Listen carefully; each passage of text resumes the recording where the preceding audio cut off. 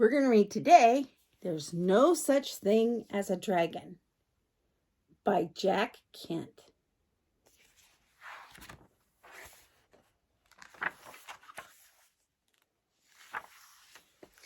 Billy Bixby was rather surprised when he woke up one morning and found a dragon in his room. It was a small dragon, about the size of a kitten.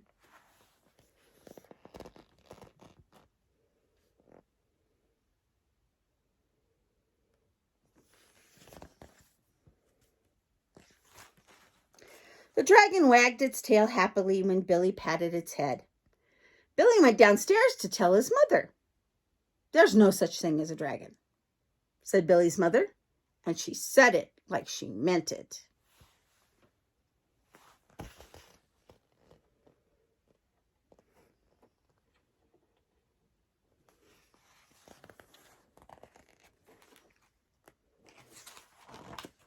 Billy went back to his room and began to dress. The dragon came close to Billy and wagged its tail.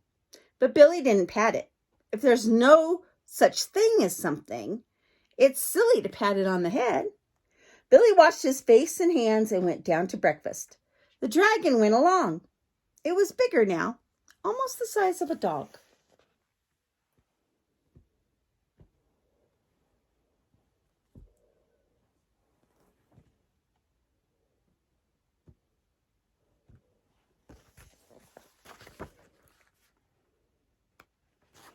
Billy sat down at the table. The dragon sat down on the table.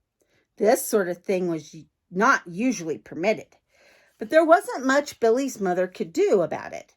She had already said there were no such thing as a dragon, and if there's no such thing, you can't tell it to get down off the table.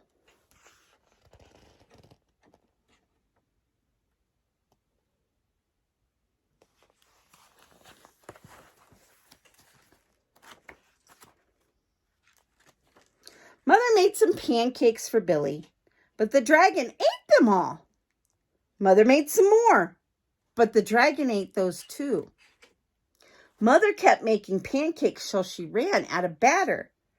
Billy only got one of them, but he said that was all he really wanted anyway.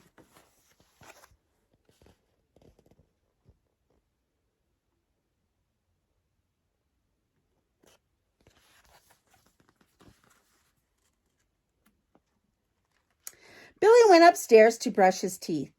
Mother started clearing the table. The dragon, who was quite as big as Mother by this time, made himself comfortable on the hall rug and went to sleep. By the time Billy came back downstairs, the dragon had grown so much he filled the hall. Billy had to go around by the way of the living room to get where his mother was. "I didn't know dragons grew so fast," said Billy. "There's no such thing as a dragon," said Mother firmly.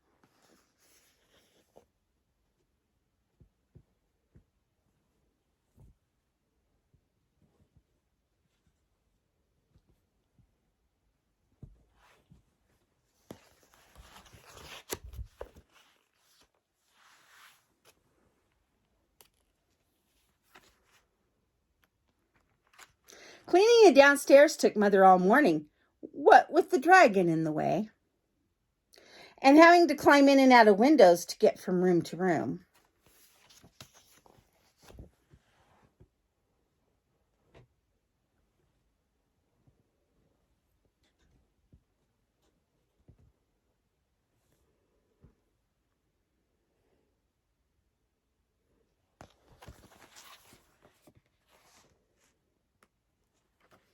By noon, the dragon filled the house. Its head hung out the front door, its tail hung out the back door, and there wasn't a room in the house that didn't have some part of the dragon in it.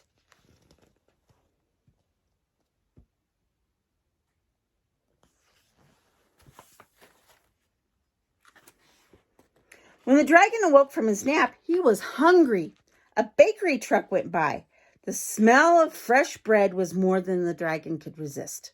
The dragon ran down the street after the bakery truck. The house went along, of course, like the shell on a snail.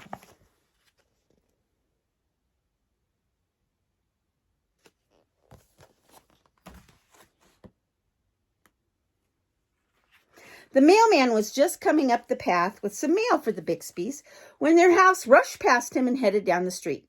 He chased the Bixby's house for a few blocks, but he couldn't catch it. When Mr. Bixby came home for lunch, the first thing he noticed was that the house was gone. Luckily, one of the neighbors was able to tell him which way it went.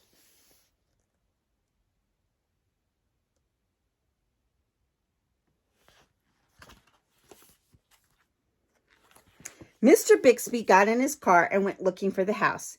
He studied all the houses as he drove along. Finally, he saw one that looked familiar. Billy and Mrs. Bixby were waving from the upstairs window.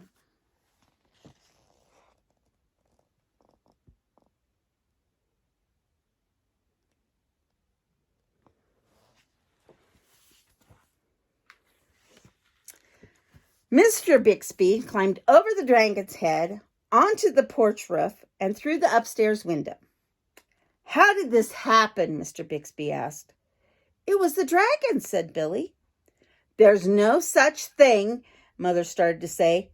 "There is a dragon," Billy insisted. "A very big dragon." And Billy patted the dragon on the head.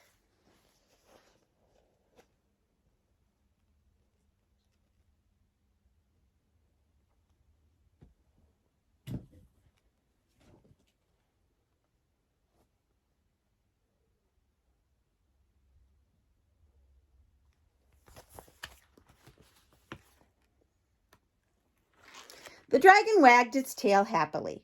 Then, even faster than it had grown, the dragon started getting smaller. Soon, it was kitten size again.